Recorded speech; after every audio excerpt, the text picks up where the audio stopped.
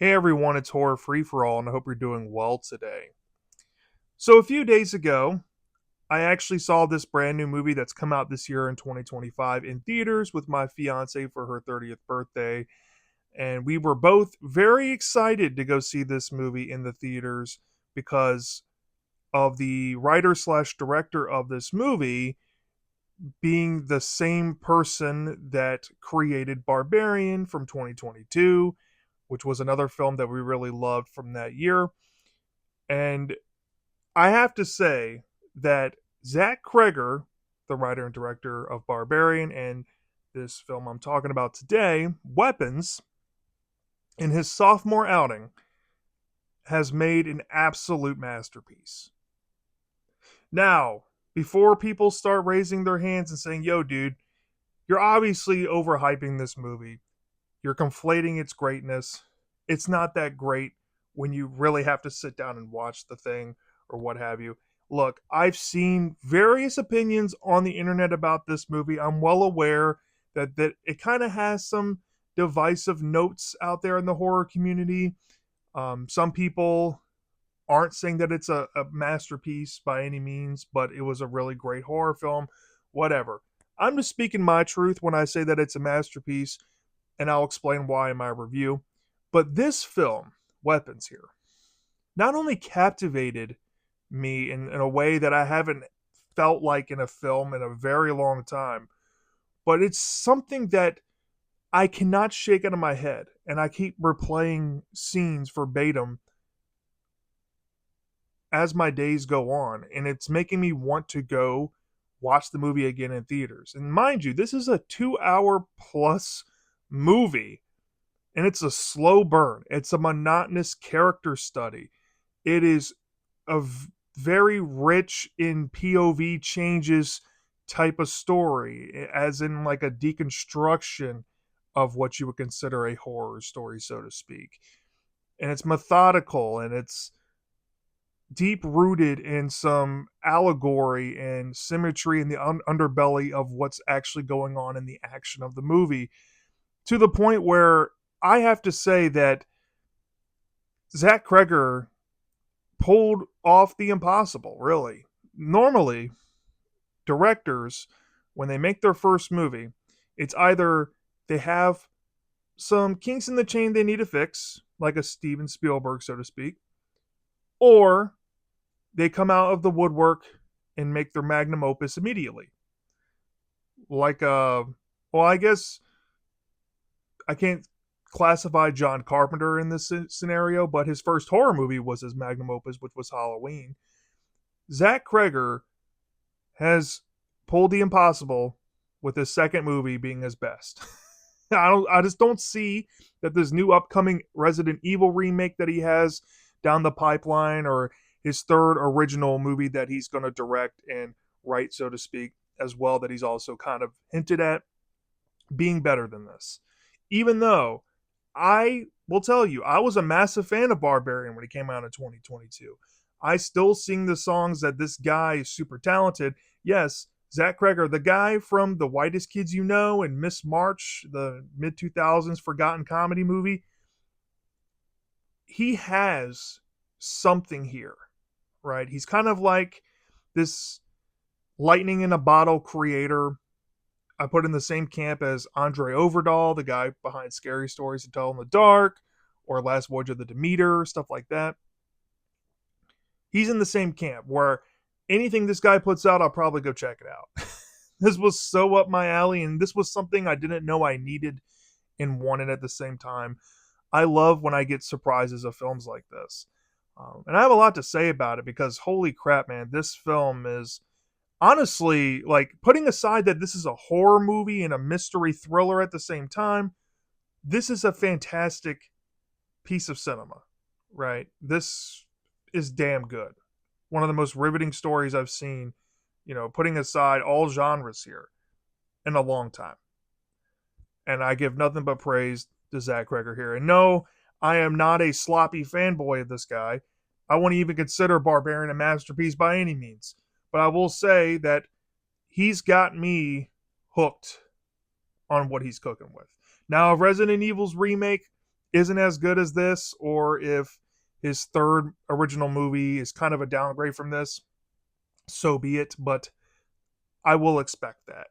You know what I'm saying? So all these people out there, I know there's divisive opinions about this movie. I see in circles, and there's even debates that have erupted, even in circles I'm in, and like just casual horror, movie aficionado, discords and subreddits, what have you. People literally debating if Barbarian is better than Weapons, and if Weapons is better than Barbarian, just over little stuff like that. And I know people have some problems with how the movie is a slow burn and the story's not that scary. Maybe shifts into some comedy when it should have been more serious. I get the criticisms here, but for me, everything worked here. So I'm kind of getting ahead of myself, but I think, like I said, this movie is just a perfect film to me. And all this film is, it's a deconstruction about a tragedy that happens in a small town, and through this tragedy comes pain and hurting people, and the hurt people getting hurt keep hurting people. you know, this is one of those type of stories. But what makes this movie so unique, I guess, for the horror subgenre is that it takes a big swing at POV changes, and we get basically 6 point of views throughout various sections of the movie, and they're broken up by character to character. So the inciting incident of this whole film essentially is that this teacher named Justine, who teaches at this elementary school, comes to school one morning, and she only has one student in her classroom who's named Alex. And the remaining 27 children in her class disappeared in the middle of the night at like 2 something in the morning, all running away from their houses into the dark, never to be seen again. And because of this tragedy, and we see firsthand what this means. Like the kids literally just jump out of their beds, run down the stairs, and out into their front yards, out into the woods, and the ring cameras and neighbors' cameras in their houses or whatnot are catching this whole phenomenon happening in real time. And it's all happening at once at the same exact time. The teacher is essentially blamed for kind of brainwashing the kids into doing something against their will. And there's parents who we see is led by this guy named Archer, who is going to be one of our POV characters in the movie, claiming that this woman is a witch, and she becomes targeted, and she has her car vandalized. People are ding dong ditching her, like harassing her and whatnot. And Justine, to take the edge off, all these emotions and all these accusations, even though she's talked with her boss named Marcus, who's also another character we're going to see play a major role in the POV change of the movies. He essentially tells her, like, hey, just lay low in your house for a while. You don't need to come back to work. We're going to relocate your only student, Alex, to a new classroom. You need to avoid the heat, essentially. So she takes the edge off by drinking alcohol, and we see her going to the liquor store to buy alcohol, and then she's paranoid that people might be following her home after this, I guess, town meeting right before I guess they reopened the elementary school because they needed to shut down the school to do some investigation to see what happened to the kids. Well, Justine is plagued by a nightmare where she thinks that she sees her her missing kids in her classroom, right? But on top of that, because of the paranoia and all of that, she also thinks that her life might be in danger, and somebody wants her like dead.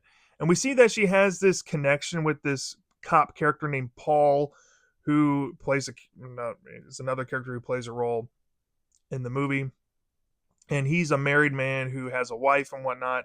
And him and her meet up at a bar one night, and they're just talking about what's been going on. And we see I guess we don't see from her perspective that they hook up, but we later find out they did.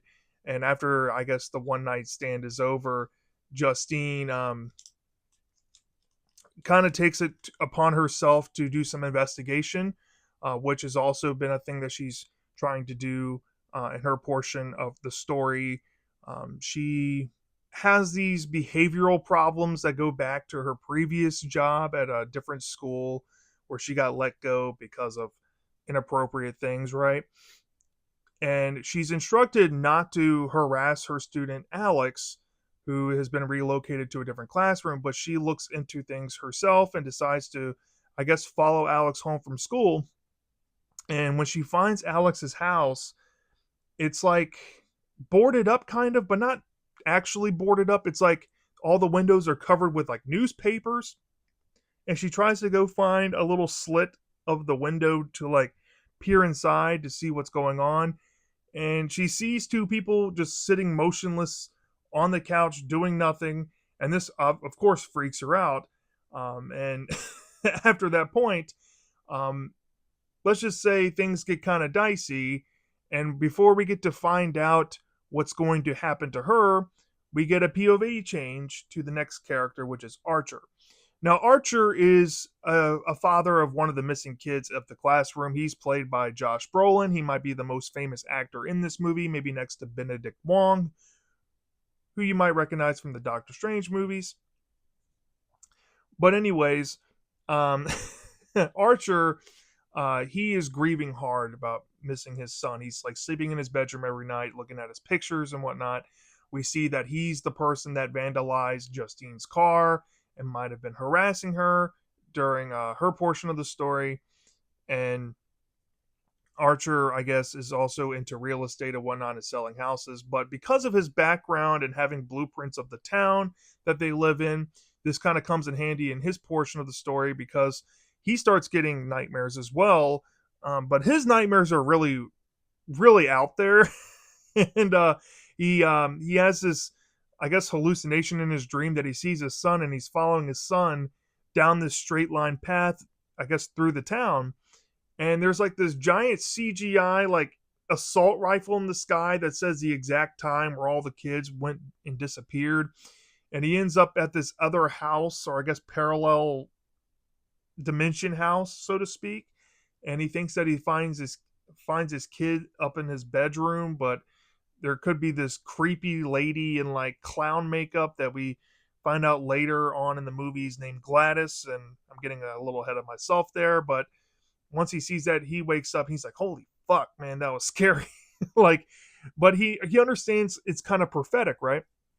So he puts two and two together that his son was going down this specific path, and then he starts to ask around other parents, like, hey, can I see your footage here? Because I want to test out a theory that if I can cross where my son ran with your kid, we can come to an intersecting point or a general area in town, and that's where the kids could be. So he, presses onto this one family, and the wife doesn't seem to be interested, but the husband is like, okay, well, I'll help along. And he's played by Justin Long, ironically. And Sarah Paxton is the wife, who's actually Zach Cregger's real life wife. Go figure. But he comes to a point where he's found the intersection, and now he just needs to kind of figure out where exactly he's looking for. And it may or may not be that house that Justine visited in her portion of the story. But before we can get to these two characters kind of coming together and working together, we have to get through some other things. But I'll just say, once Archer's story kind of wraps up, it ends on a really weird note, I think, with a certain character named Marcus, who's the principal of the school, literally coming to a gas station out of nowhere, looking like, well, actually, if you see the thumbnail of this video, he looks like that, and you're like, what the fuck is going on? Before we can get any answers on that, we have to spend some time on some other characters, though. And these next two are the cop character named Paul and this drug addict named James. But Paul was first. Paul was the cop that Justine had befriended in her story. And for Paul, this is one of the shorter POVs of the film. We get a sense that Paul, he's kind of a nervous cop. He has this police chief above him. He has this daunting task of, trying to help out the effort of finding these kids, but at the same time, he can't put aside, maybe these romantic feelings he's feeling for Justine, on top of him not really being happy in his home life with his wife. And while he doesn't drink or partake in drugs, lately he's just been feeling on edge because of all the stress just kind of getting to him. So Paul, we see him get involved with Justine, and you know we see that Justine, possibly got jumped by Paul's wife earlier, signifying that she was pissed off about something. Well, that something is that Paul and Justine hooked up. And when he gets dropped off at his car at the bar where we saw them meet earlier, he gets ready to go to work and whatnot. And he ends up running into this guy named James. And James is this drug addict who we find later on in his POV is out looking for money and scavenging around for items to sell at a pawn shop for drug money, essentially. Well, Paul gets in a snafu with James and gets stabbed with a hypodermic needle in his finger, and he essentially knocks out James in anger, and he freaks out and realizes that he has to cut off his cop camera and kind of wake James up and say, hey, look, I won't tell anybody that what you were doing as long as you don't tell anybody what I did to you. But here's the catch. I don't want to see you anywhere near the police. If you come near my precinct, you're dead. And James is like, okay, thank goodness I'm free to go, right? But once that is settled with Paul, we get a sense that James's story is not over. And without getting into too many spoilers involving Paul and James, to kind of cut into James real quick, James, he I guess we'll go right into his POV. Like I said, he's a drug addict. He's homeless. He lives out in the woods, and he's looking for money. And like we see him like opening up car doors, trying to find things to steal so he can take it up to a pawn shop and sell it. He's familiar with the missing kid story, but he doesn't know the full extent of it. And he gets involved with the cop, right? And the cop tells him to stay away. And then just because he's shaken up and the cop got to him a little bit, ends up being a rainy day one fateful afternoon, and he stumbles across the house that we got to see with Justine earlier. And let's just say he ends up going into the house to kind of break in and steal some things to sell at the pawn shop. But he sees firsthand these people sitting in the living room, motionless and whatnot. And this freaks him out, and he starts to just steal stuff in front of them because they're not moving.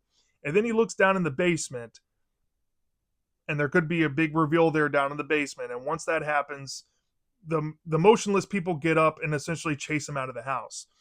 And he runs and takes all this stuff to the pawn shop, and then he realizes that there's a poster that might be connected to something that he saw in the house, and sees that there's a massive reward, and thinks that it would be a good idea to go to the police station to give the information so he can get the money.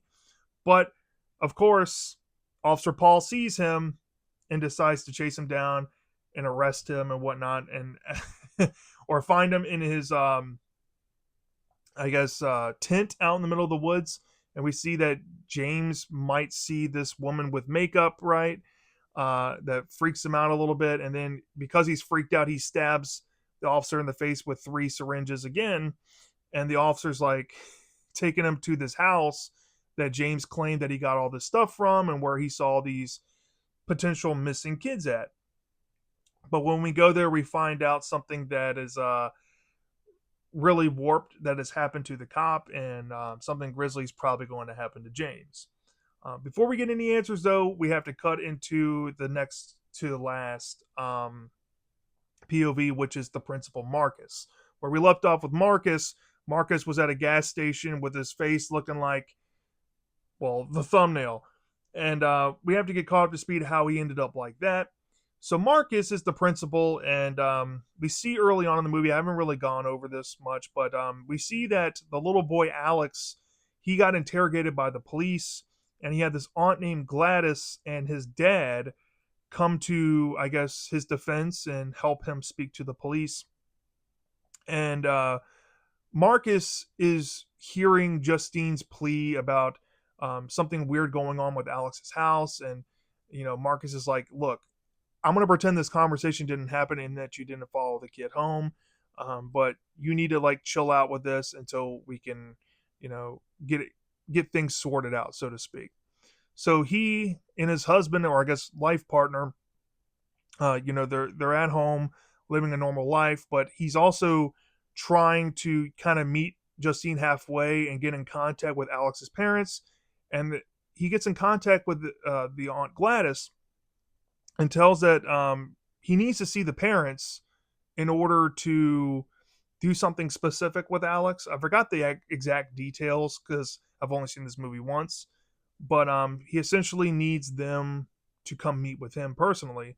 But Gladys is like, look, I can explain. There's something going on, blah blah blah, and she ends up like skipping out on the meeting and ambushing him and his partner at their home.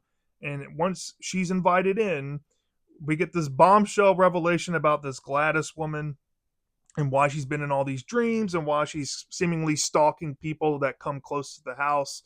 And it turns out that Gladys might be harboring some witchcraft and dumps something to Marcus that is very brutal and gruesome, and something horrible happens to his life partner. And because of this magic, let's just say Marcus has become a weapon for Gladys. And he's after Justine specifically because of some ammunition that she's loaded with her magic, let's just say. So now that we're caught up to speed there, Marcus ends up to the adults, right, and is chasing them down, and something becomes of Marcus very tragically in pursuit of that. Which leads us to our last main character of the movie, which is the little boy named Alex. Now, because we learn all this information about Gladys and that she's obviously the villain of the story, we have to get Alex's perspective because Alex knows all the missing pieces of the story here. And now, this is the portion I'm not going to give any spoilers to, but I'll just say that all the recontextualizations, all the revelations about the mystery behind what happened to the kids, how they ended up possibly at this house, Alex's involvement, why he was the only kid that was not affected by the mass disappearance of 27 kids, and perhaps his own involvement in that and his motives for doing so. We get all those answers in his point of view, which leads to the climax of the movie where all the characters kind of come together and we cut the main POV change stuff and we get into just traditional movie where obviously there's a event where Gladys has arranged her and Alex to go away with Alex's parents and possibly whomever is also in the house. I'm not going to say exactly who to kind of move locations. So I guess Gladys can continue doing her operation. But of course, because there's other characters that have been looking into the mystery and finding some answers on their own, they end up finding more about the house, and that gets involved. And then, in a Zach Cregger way, we get an over the top, fucking dark as hell ending to send this damn movie off with, involving some characters getting some just desserts. And I'll just leave it there. Y'all need to go see this movie, truthfully. I mean, it is literally something that you have to see yourself. I cannot describe it to you because it's so incredibly complex. Do yourself the favor. So with that being said, yeah, I have a lot to talk about this movie. I have really no negatives here, but if I want to be pragmatic here about it, if I had to be a stickler, but I'm not going to be, but if I had to be, I will say that this movie, for a 2 hour and like 10-minute movie, I think, something like that. So it's like 130 minutes total around there. That's including the credits. This is a slow, monotonous movie. And I will say, while I was watching it, I was really uncomfortable watching it the whole time. because I think the movie was just well done. But when you get to that like hour and a half mark, you start to feel antsy, and you're like, okay, can we get on with it? Can we finish the movie a little bit? Can we get the ball rolling? I will say that feeling was there for me. Um, so I guess if you want to say that that's a negative, sure. Um, and I guess if you also want to say this is a negative as well, I'll be vague as possible with this involving Gladys. There is some modus operandi, stretching the believability stuff going on in the film where we get like half answers to things or very vague answers to things. And some things are specific, some things aren't specific. And I'm not talking about like how her magic works or operates. That's very simple to follow and that's easy to digest. But I think a lot of people's criticism about this movie when it comes to her character is that we don't really get to explore her all that much. And we don't really get to know why she's doing what she's doing. Hell, if she's actually a blood relative to little boy Alex's family that she's come to stay with, even though we get a backstory of why she's staying there, they could have expanded on that a little bit better, I feel. You know what I mean? I think a lot of fans want a follow up to this or a prequel just to get more exploration on Gladys. But to me, while I can see that that could be an issue and why I wish that there was more in this film, I don't want an entire prequel movie just on Gladys. I think there's enough here because this movie is not a traditional hour and a half long, let's make a witch abducting kids and holding them hostage in a house movie. It's a deconstruction using multiple character POVs to tell a mystery about finding out that there's a witch who possibly abducted a bunch of missing kids and people. Um, that is all you need for this movie because it's a deconstruction. You don't need all these answers if it's not a traditional movie, in my opinion. And some people might be pissed off that it's not a traditional movie, and I can get that to an extent, but I don't hold anything against this movie because it took a bold swing with how it framed it, and I loved every minute of it. So, with those possible nitpicks I could have about the movie out the way, I'm just going to gush about this. Yo, Zach Cregger, phenomenal cinematography here. The town setting, I don't know the name of the town, it's kind of escaping me, but it looks like a well lived in town. And I don't know what it is about Zach Cregger, but he has this ability to make everyday neighborhood horror register so well. And the things that come out of his mind just by probably him sitting on his porch writing, pieces of a draft of a story out is insane. But holy crap, I mean, the level of filmmaking in this film is exquisite. The acting from everybody involved was fantastic. And there's quite a few actors I've hardly ever seen in anything. The most recognizable, of course, is Josh Brolin, maybe Justin Long, and Sarah Paxton.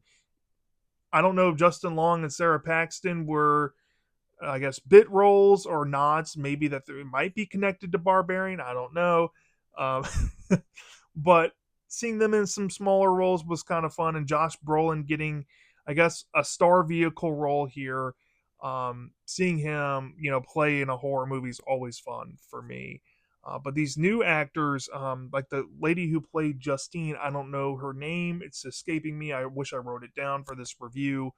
But she was great. Even though her hair looked kooky as hell, and it was kind of distracting in some scenes, she was great. The guy who played Paul was great. And fun fact, I was listening to Zach Cregger's thought process behind making this movie. I saw it on Letterboxd. He said that he took inspiration from John C. Reilly's character from Magnolia, which ironically, this feels like the horror movie equivalent of Magnolia. If you were to compare this film to something else, the closest cousins this film would have would be films like Magnolia and Pulp Fiction. So, but I thought that was really fun.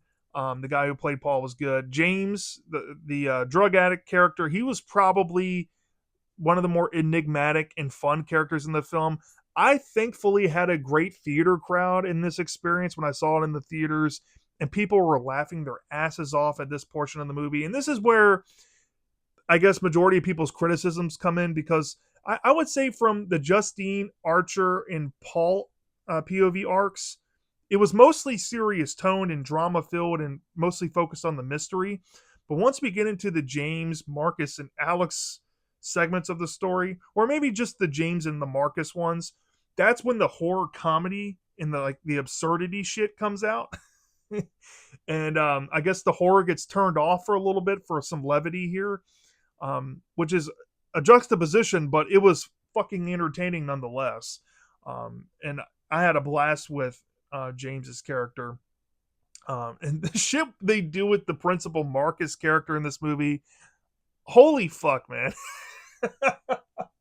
I have no words. I mean, it took me aback when I was watching. I was like, God damn, this is fucking gnarly, man.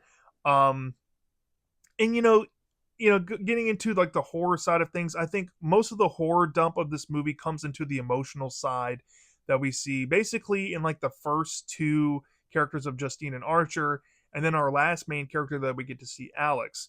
But nonetheless, like the dream sequence stuff with Justine and Archer, while it is, I guess, another negative I can bring up, where you can clearly see that the dreams are filler, and it's just, it can be tied to the witch phenomenon going on with Gladys, that we never get any resolution or answers to why Justine and Archer are having very explicit visions with, I guess, sightings of Gladys in them. Who knows why? I guess it's in the movie just to have some, I guess, more scares than just mystery thriller things going on. But I think they were well done, right? And there's enough tangibility to connect to Gladys. And I guess when we see her behave in the house later on in Alex's POV arc, where she's kind of like conjuring up in silence in her room, manifesting stuff in like a circle of candles and stuff like that, with like this weird tree with branches on it, it's easy to kind of piece together that maybe she's tapping into the minds of these people who might be catching on to her secret, which basically are all the characters involved in this story, which I think was really smart for the team to go with this route, where only the characters that got a whiff of the scent of Gladys got targeted, and I'm glad that all of them got exposure in the story, because essentially, because this film is a deconstruction, when we get to the end of it, I think the horror is able to come out better, because we know James on a more personal level than we would in a traditional movie. We know Paul on a more personal level as well, and what we see happen to them is very tragic, but also very frightening for the folks involved that aren't in the state that they're in. Um, and the stuff that Alex goes through in the climax, particularly, is unnerving, to say the least. And the decision that he has to make in that moment, and what ends up happening to Gladys, holy fuck. That was so brutal. I was not expecting that whatsoever. So A+ on the body horror, the violence, the gore, the practical effects, all of that shit looked fucking fantastic. Also, shout out to the kill sequence of Marcus's lover in the house. That was one of the most hardcore, brutal shit I have ever seen in a movie. Why was it that brutal? I mean, holy shit, man. You can hear a pin drop in the theater when people are fucking wincing at watching this scene, man. This is a scene I think that will live in infamy once this comes out on physical media, and once people like actually go like check this movie out multiple times. This is going to be a popular scene forever. That was hardcore. Yeah, so like horror is really good. But going back to the deconstruction element, everybody that's involved in the story, the multiple POVs, they have their own journeys in this little story of sorts, which, if you just concentrate on the through line story, it's a mystery behind the whereabouts of the 27 missing kids that disappeared at 2 a.m. one fateful day, right? That's the main story. But the characters all arriving to the point of them finding where the kids are, that's the journey. That's the mystery. of the movie, right? Finding out these answers. And it's done in such a unique way where each individual POV arc gives you little bits of information that matter, character to character. And the characters that have POVs have integral parts of the information that we need to know. Maybe the most inconsequential character in the POV happens to be Paul. I think you could possibly cut out his POV entirely and be kind of fine here. But then again, you'll be cutting out his arc with James and kind of setting up the reason why him and James have this relationship, because that's kind of needed, I guess.